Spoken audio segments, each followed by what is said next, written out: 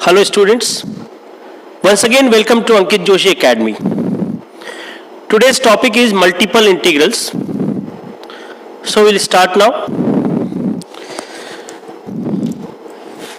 So first of all we'll discuss the contents in multiple integrals. Multiple integrals में क्या क्या content है, क्या क्या टॉपिक्स आपको देखना है, क्या क्या सीखना है, वो हम एक बार लिस्ट कर लेते हैं. So multiple integral covers number 1 double integrals,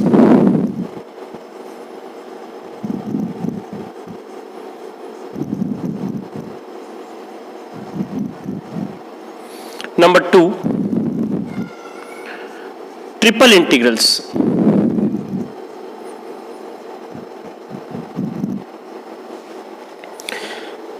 and then applications of double and triple integrals.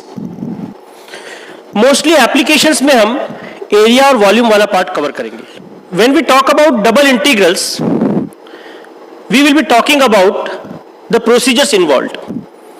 Double integral solve करने के 4 तरीके हैं. First method is directly evaluating the double integral.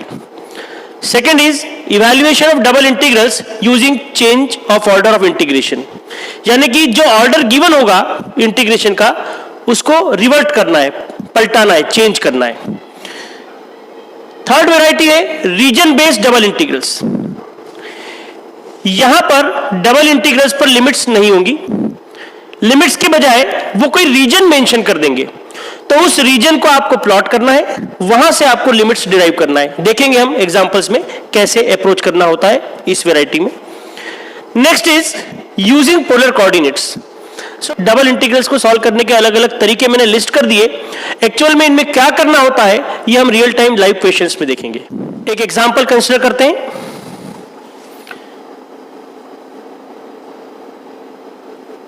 Evaluate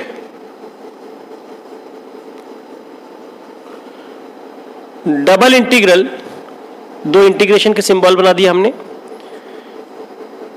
x Y dx dy. ये question हमारे पास. मेरा प्रश्न है आपसे, आप इस इंटीग्रेशन को कैसे अप्रोच करेंगे. तो हो सकता है कि आप में से कुछ स्टूडेंट्स कहें कि सर पहले x के रिस्पेक्ट में इंटीग्रेट कर लीजिए और जो रिजल्ट आएगा उसको y के रिस्पेक्ट में इंटीग्रेट कर लीजिए. हो सकता है आप में से किसी को लगता हो कि पहले y के रिस्पेक्ट में इंटीग्रेट कर लें फिर x के रिस्पेक्ट में इंटीग्रेट करें. या आप में से कुछ कैटेगरी ऑफ स्टूडेंट्स ऐसा भी होगा जिन्हें लगता होगा कि कुछ भी किया जा सकता है, कोई सा भी वेरिएबल के रिस्पेक्ट में इंटीग्रेट पहले किया जा सकता है.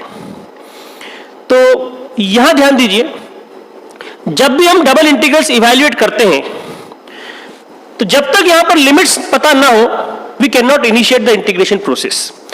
जब तक लिमिट्स पता ना हो तब तक हम इंटीग्रेशन स्टार्ट नहीं कर सकते. यानी कि unless and until limits are known to us we cannot evaluate the double integral. So number 1 we can say that evaluation of double integral compulsorily depends on the pair of given limits.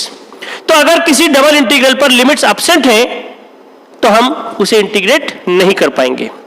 So first and foremost what is required? Limits are required over this double integral. तो आप note कर लेंगे, double integrals cannot be evaluated without the knowledge of the limits.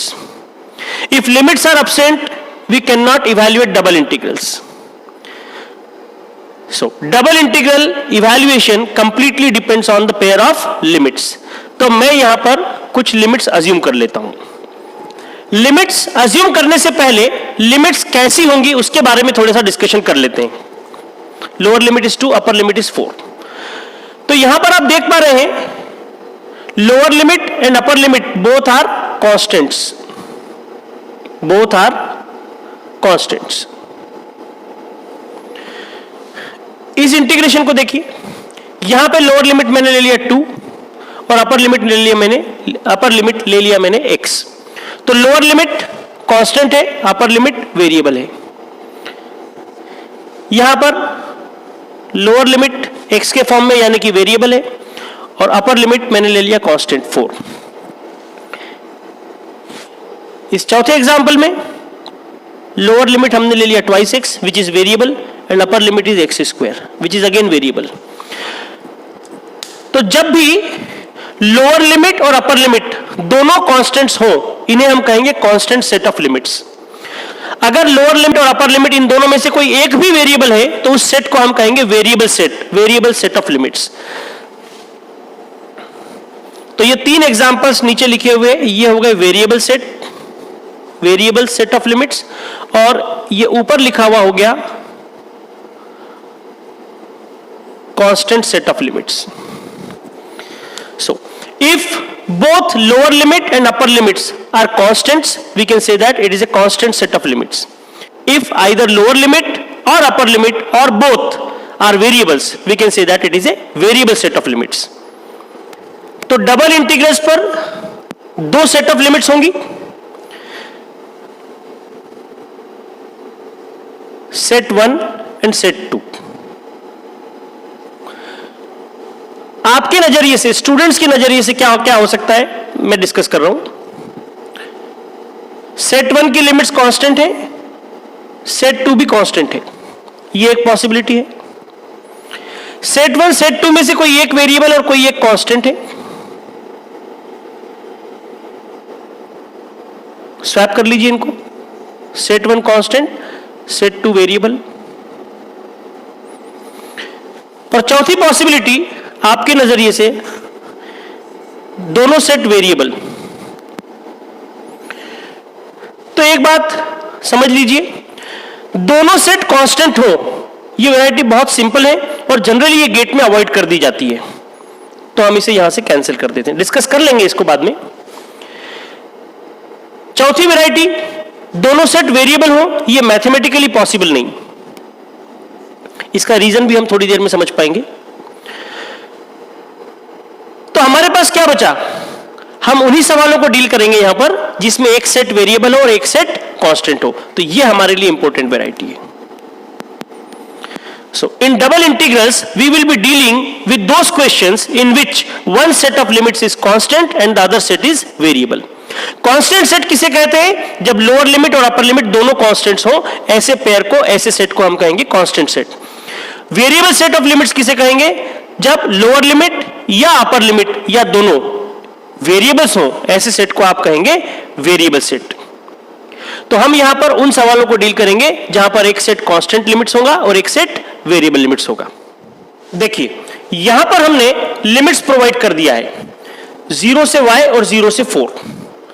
तो सबसे पहले आपको identify करना होगा कौन सा कांस्टेंट सेट है और कौन सा वेरिएबल सेट है। देखिए we will list both the sets together. ये हमने दोनों सेट्स एक के नीचे एक लिख लिए और इसको हमने एक बॉक्स बना दिया। अब देखिए जिस सेट में लोअर लिमिट और अपर लिमिट दोनों कांस्टेंट हैं उस पर ध्यान दीजिए। तो ये ऊपर वाला जो सेट है 0 और 4, यहां पर ये दोनों कांस्टेंट हैं, लोअर लिमिट और अपर लिमिट दोनों कांस्टेंट हैं, तो इस सेट को हम कहेंगे कांस्टेंट सेट। नीचे वाली लाइन में, नीचे वाली रो में लिखा है 0 और y, लोअर लिमिट 0 और अपर लिमिट y। हम कह सकते हैं अपर लिमिट वेरिएबल है। अगर लोअर लिमिट और अपर लिमिट इन दोनों में से कोई एक भी वेरिएबल हुआ तो उस सेट को आप कहेंगे वेरिएबल सेट। Variable set. तो हम कह सकते हैं ये एक ऐसा सवाल है जिसमें एक सेट कांस्टेंट लिमिट्स का है और एक सेट वेरिएबल लिमिट्स का है। ठीक है, अब जो वेरिएबल सेट है उसको ध्यान से देखिए। वेरिएबल सेट, वेरिएबल सेट पढ़ते हुए इस टेबल के अंदर आइए। वेरिएबल सेट पढ़ते हुए इस टेबल के अंदर आइए। वेरिएबल सेट बैक ट्रेस कीजिए, पीछे आइए। देखो वेरिएबल सेट अंदर आइए। क्या दिख रहा है बेटा, कौन सा वेरिएबल दिख रहा है आपको यहां पर, y। अगर वेरिएबल सेट y के फॉर्म में दिया हुआ है तो ये लिमिट्स y की नहीं होंगी, ये लिमिट्स होंगी x की। यानी कि इसे हम कहेंगे x की लोअर लिमिट और ये हो जाएगा x की अपर लिमिट। अगर ये x1 x2 है तो ऊपर वाला क्या होगा, y1 y2।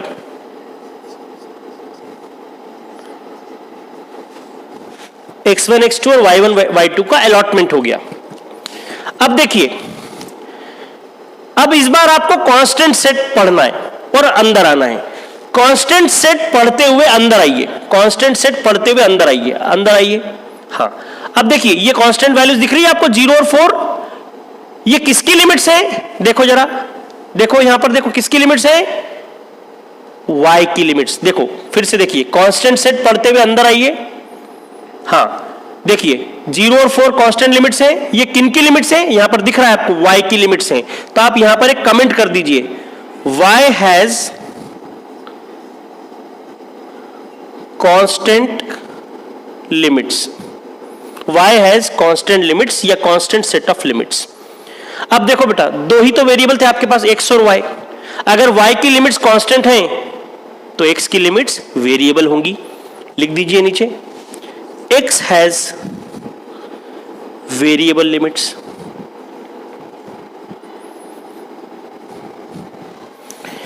तो यहां तक हमें यह पता चल पाया कि कौन सी लिमिट्स किस वेरिएबल की हैं और उनका नेचर कैसा है। तो हमें पता चल गया कि 0 और 4 y की लिमिट्स हैं और ये कांस्टेंट लिमिट्स हैं। ऑब्वियसली 0 से y ये वेरिएबल लिमिट्स हैं और ये लिमिट्स x की हैं। तो हमने यहां लिखा, देखो हमने यहां लिखा y हैज कांस्टेंट लिमिट्स और x हैज वेरिएबल लिमिट्स। यहां तक कोई समस्या? कॉन्फिडेंट? आगे बढ़ते हैं। अब सुनिए ध्यान से, जिसकी लिमिट्स वेरिएबल हैं उस वेरिएबल के रिस्पेक्ट में इंटीग्रेशन पहले होगा। जिसकी लिमिट्स वेरिएबल हैं उस वेरिएबल के रिस्पेक्ट में इंटीग्रेशन पहले होगा। Integrate first with respect to the variable which has variable limits. Integrate first with respect to the variable which has variable limits. तो यहां पर आप देख पा रहे हैं x की लिमिट्स वेरिएबल है, पढ़िए इसको, x has variable limits, so we have to integrate first with respect to x।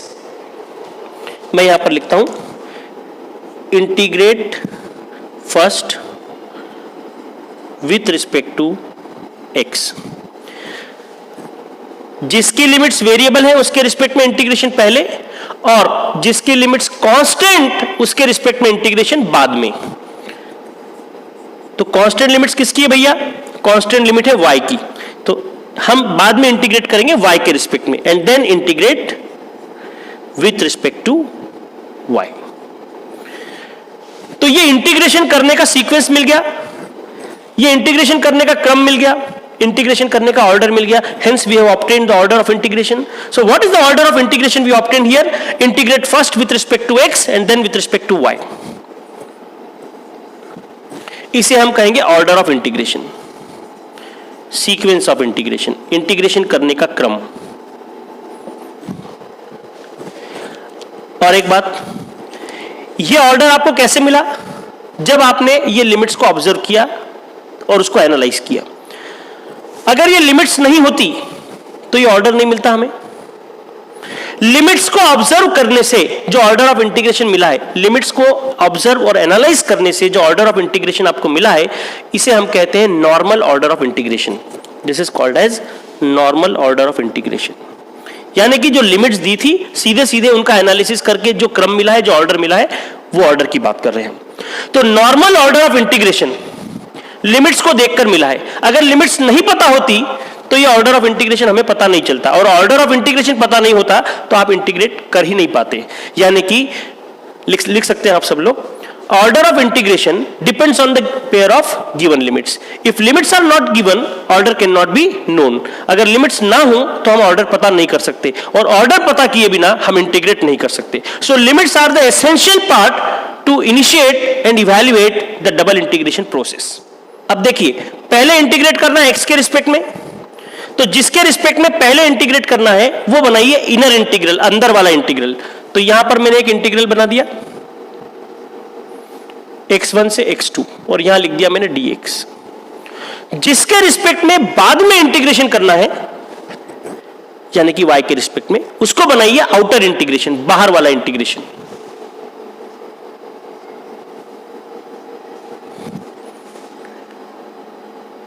तो अंदर वाला इंटीग्रेशन हो गया x के रिस्पेक्ट में, बाहर वाला इंटीग्रेशन हो गया y के रिस्पेक्ट में। अब आप यहां पर लिमिट्स रख दीजिए। x की लिमिट्स है 0 से y, x1 x2 का वैल्यू है 0 से y,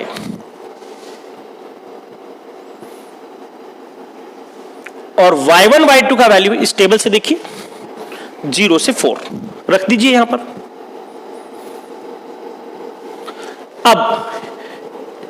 अब हम पहली बार देखेंगे जिस फंक्शन का हमें इंटीग्रेशन करना है।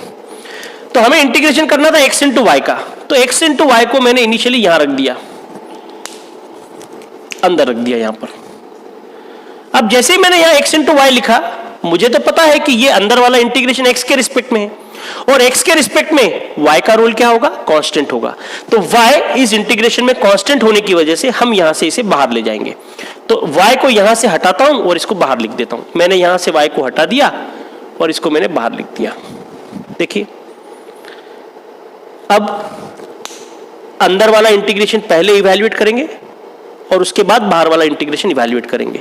इवैल्यूएट करने के लिए वही प्रोसीजर होगा जो आप 12th स्टैंडर्ड तक पढ़कर आए हैं। आउटर इंटीग्रल लिखा मैंने y1 से y2, बाहर है y। अब अंदर वाला इंटीग्रेशन देखो आप, इसको देखो आप, x का integration with respect to x, तो ये हो जाएगा x स्क्वायर अपॉन 2, और यहां पर लिमिट्स आपको रखना है x1 का वैल्यू 0 और x2 का वैल्यू y। यहां पर आ गया dy। 1/2 बीइंग कांस्टेंट, इसे बाहर ले लीजिए, ये 1/2 आ गया बाहर। y1 y2 as it is, y भी एज इट इज, x की जगह पर रखना है y, अपर लिमिट है y, तो ये हो जाएगा y का स्क्वायर। ये हमने रखा अपर लिमिट। लोअर लिमिट लगाने से पहले बीच में माइनस साइन, x का वैल्यू 0 रखिए यहां पर, 0 का स्क्वायर यानी कि 0। तो इंटीग्रेशन के अंदर बन गया y क्यूब, और y1 y2 की वैल्यूज क्या है, 0 से 4। मैं यहां पर लिख देता हूं। अब ये सवाल 12वीं क्लास के सवाल के जैसा हो गया, 12th स्टैंडर्ड के सवाल के जैसा हो गया। तो यहां पर 1/2 बाहर है, y क्यूब का इंटीग्रेशन है y की पावर 4 अपॉन 4, और लिमिट्स आपको रखना है y1 से y2 यानी कि 0 से 4। सो फर्दर 1/8 हो जाएगा बाहर, 2 इंटू 4 8 बाहर हो गया। y की जगह अपर लिमिट 4, लोअर लिमिट है 0। सो 4 की पावर 4 को हम 16 इंटू 16 लिख सकते हैं। एक 16 को 8 से कट कर दिया, कैंसिल कर दिया, तो ऊपर आएगा 2। 16 into 2 32 will be our answer. मैं कुछ खास बातें आपसे कहना चाहता हूं। इस सवाल की मदद से मैं कोई आपको इंटीग्रेशन नहीं सिखा रहा हूं, ये तो आपको आता है।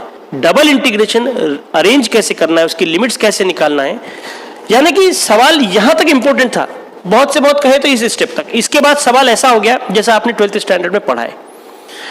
तो सबसे जरूरी होता है लिमिट्स आइडेंटिफाई करना, कौन सी किसकी लिमिट्स हैं, और उसके बाद उनको वहां से ऑर्डर निकालना और इवैल्यूएट करना।